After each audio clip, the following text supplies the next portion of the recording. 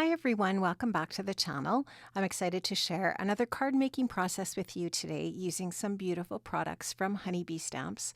I'm going to be starting off here with a really cool 3D embossing folder that's called Burlap. It's an older one, but it's one that I reach for often. And look at this really great texture that it gives on the paper.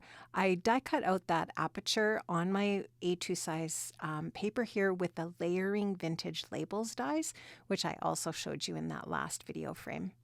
Now I'm going to add a little bit of double-sided tape onto the back of this piece of paper because I am going to be using this for a shaker element for my card here.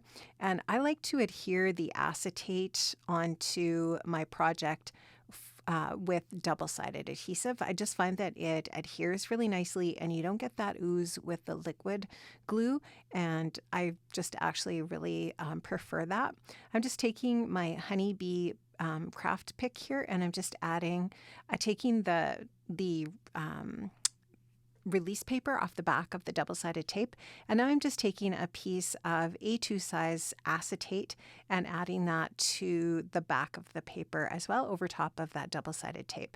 Now here you can just see that I've added some foam tape around the opening on my card front, and that's just going to of course allow for my shaker elements. I could have doubled up the foam here to give a little bit more room for the shaker elements to move, but I didn't really think that I needed to do that. I'm adding some really flat pieces here. These, I'm just adding a few little bits of these from my stash. They are a little bit more dimensional, but I'm just adding a little bit of this shaker bit. And so for the most part, the shaker elements are quite flat. So I'm just going to go ahead and put that onto my scoreboard, and I'm going to add a little bit of liquid adhesive onto the foam tape.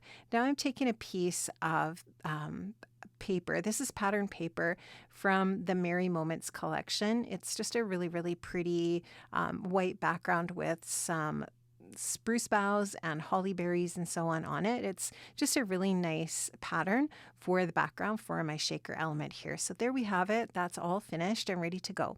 Now I'm going to be using the Lovely Layers Nutcracker die set. This is just a really great set. I've die cut all of my pieces out with Spellbinders Colorwheel cardstock. Honeybee does sell that cardstock in the shop. I highly recommend it. It is my favorite cardstock of all time. It is fantastic. The colors are great and it just die cuts so beautifully. And there's so many colors. There's 48 different colors, and you can get a 48 sheet pack that has one piece of each, which is perfect for die cutting. It'll last you a really long time. And here you can just see I'm starting to put the Nutcracker together. This is actually so easy to assemble. You can see that I die cut all of my pieces ahead of time and put them into a Spellbinders tray. And in that way, I can just reach into that tray and grab all of these different pieces. Or what I did was I actually took them out of the tray and just put them onto the right once I have them all organized. So I'm just going ahead and putting this sweet little Nutcracker together, and it's great because you can totally personalize your Nutcracker, and you could do, pastel colors, or you could do bright colors, whatever. I'm just going with a really traditional look here for my Nutcracker. And so you can see that I'm just working on the belt there. I've made the buckle a gold mirror cardstock. And now this piece here I'm going to add is the brim of the hat. And then that little piece that comes up from the brim is just some decoration or decorative piece on the helmet or the hat. And then this piece here overlays over top of that decorative piece. So it's really cool how that brim and the decorative piece are together for the base, and then you add the details on top. So just adding some more of these details, and there is a layering guide for this that you get when you purchase the die. So it's really great. There's no problems with figuring out how to go ahead and layer this up. Now for the eyes, I did die cut the base piece out of black, and then I die cut the eyebrows out of dark gray just so that they kind of show up separately from the eyes. And these are all pretty tiny little pieces, but they're actually really easy to work with. If you have the right tools, it makes it even easier. So tweezers really help, a craft pick.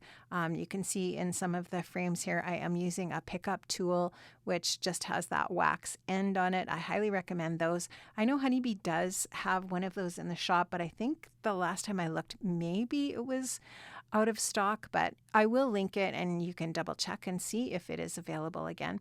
Melissa's really, really great about having tons of really great basic supplies in the shop. So Honeybee really is a one-stop shop. You can basically get just about anything that you need in the Honeybee shop.